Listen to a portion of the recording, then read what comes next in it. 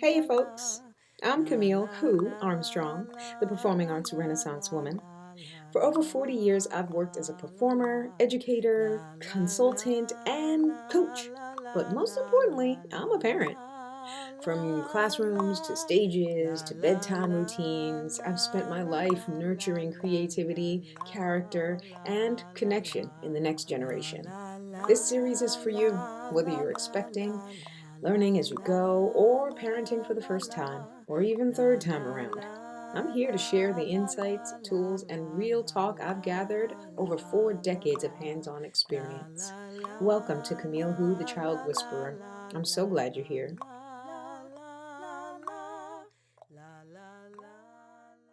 This is Camille Who, the Child Whisperer, and this is a mini series within the Child Whisperer series, and we are unpacking in this series 8 parenting blueprints. These are unconscious patterns that we default to as parents.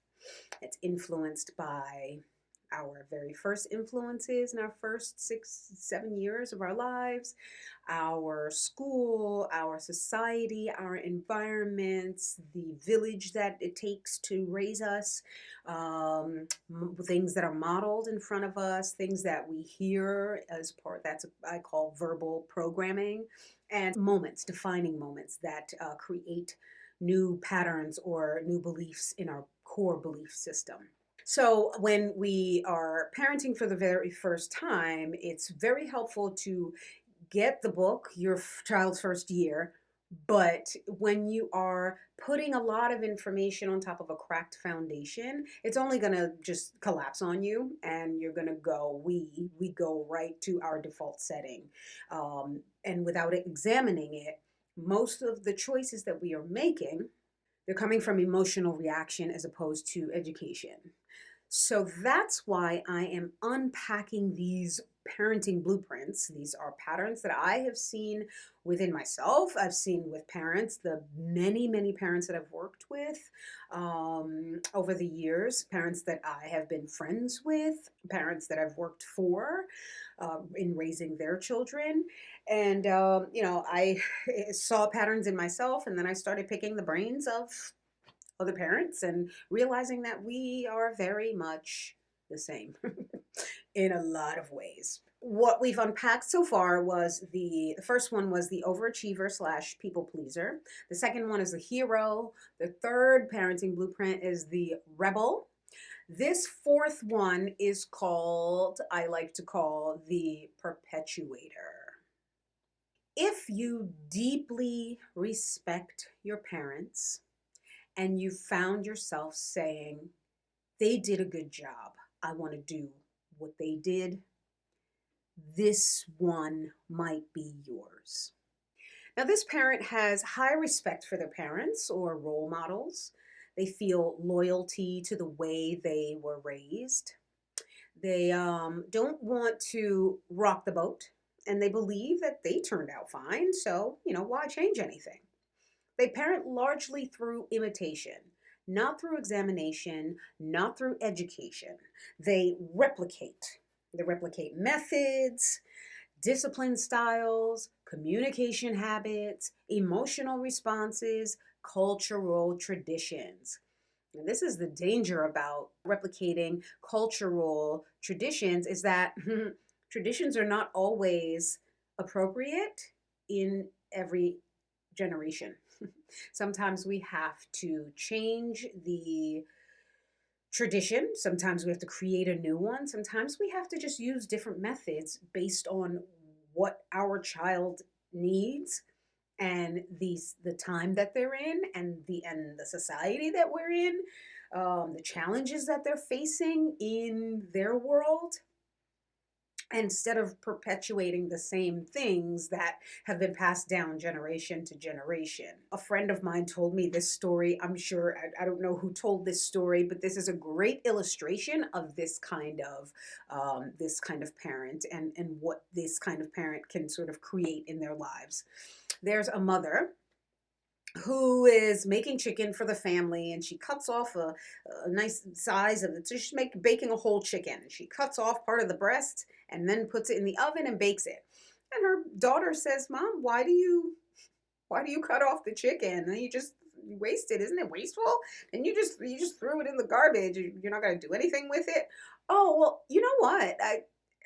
It's what mom did. So I just, I mean, it was always really good chicken. So I just did what mom did. I think that that's how you make chicken.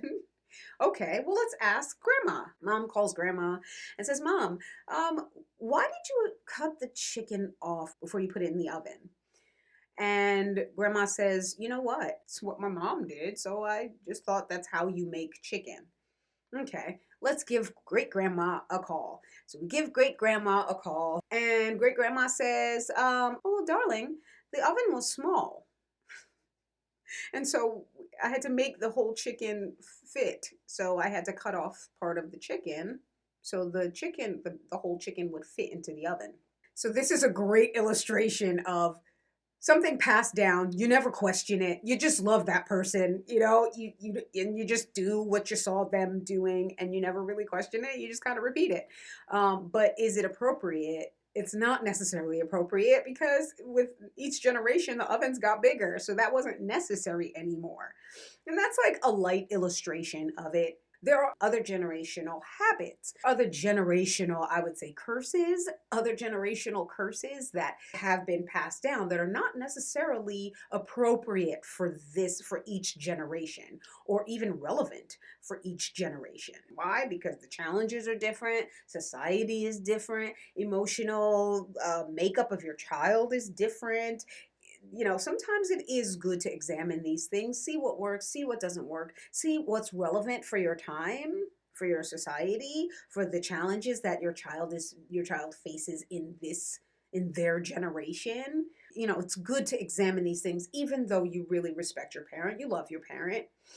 There's even religious things then that parents pass down. They're not necessarily relevant for this generation or for each generation because they're religious, not necessarily spiritual habits. They're religious habits.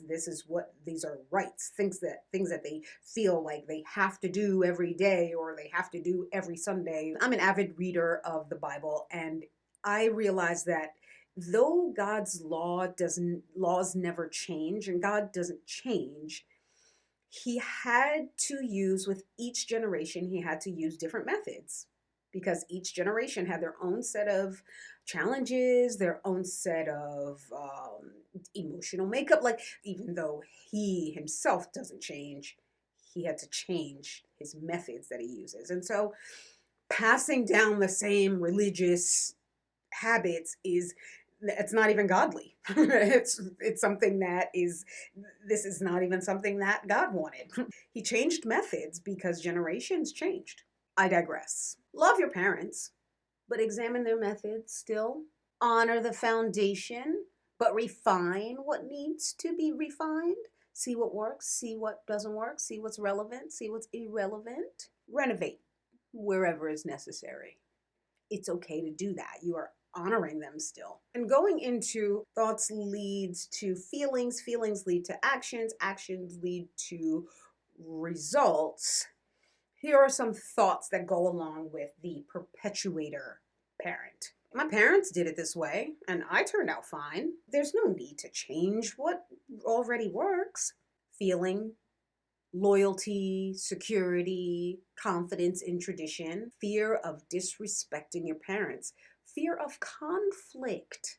Actions: imitates parenting methods automatically without examining context or relevance, avoids questioning generational patterns, avoids updating outdated methods. Some practices work, and others create tension in modern environments or with a different child temperament. The result is the parent becomes rigid. The child may struggle in modern social environments that require emotional intelligence or adaptability. The driver here is not fear of failure, like the overachiever, not fear of pain, like the hero, not rebellion, like the rebel. It's comfort in familiarity, comfort in loyalty, Comfort in this is how we do things. But comfort is not always wisdom.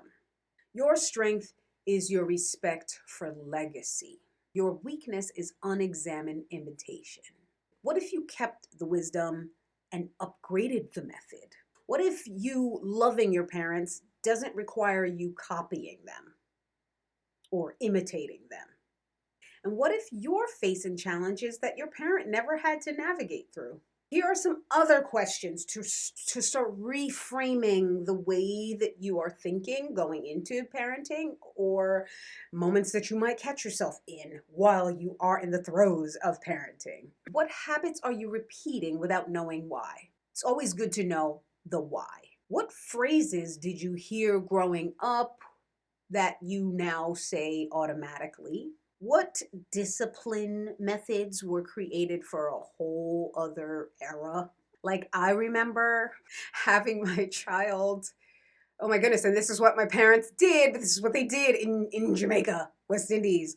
I mean, it did work with my kids, but like not with my very youngest, right? Like he was 12 years younger than the older kids. Yeah, we had this thing where we held our ear and held the foot held the other foot, and we had to stand in a corner, and that was like, your punishment. It's not necessarily appropriate for every child. Even spankings are not necessarily appropriate for every child. Most of my children got spankings. I had one child that did not work for him. It couldn't. I think of Michael Jackson, and I think of his family and Joe Jackson and how he used to beat the kids. He used to spank the kids, and they used to get punished that way. And I remember hearing Michael Jackson in an interview saying, I wanted to be there. I had the discipline. I wanted to be in rehearsal. I wanted to be on stage. This is not something you had to force me to do. And so he really didn't have to spank me. That was not necessary. And you can tell that it damaged him because this was something that he wanted to do. He would have been ready. He was ready to go at all times.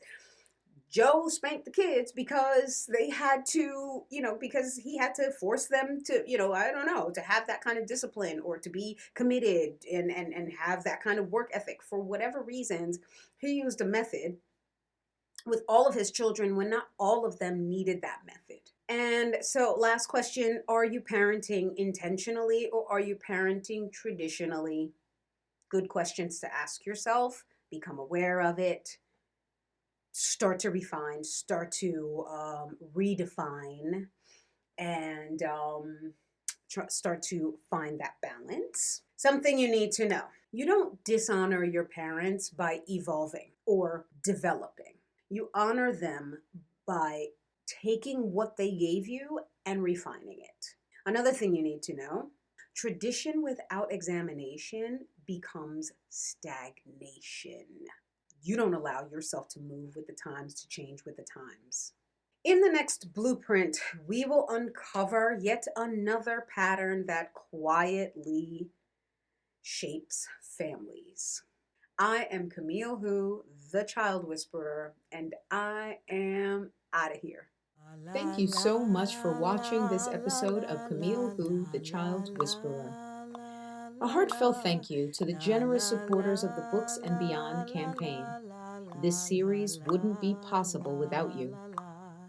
If you're a new or expecting parent, I created Better Parent, Better Future just for you. I empower first-time parents to embrace a positive mindset and navigate those early parenting years with confidence and joy. Click the link in the description to learn more or to find out how we can work together. Until next time, keep showing up, keep growing, and keep leading with love.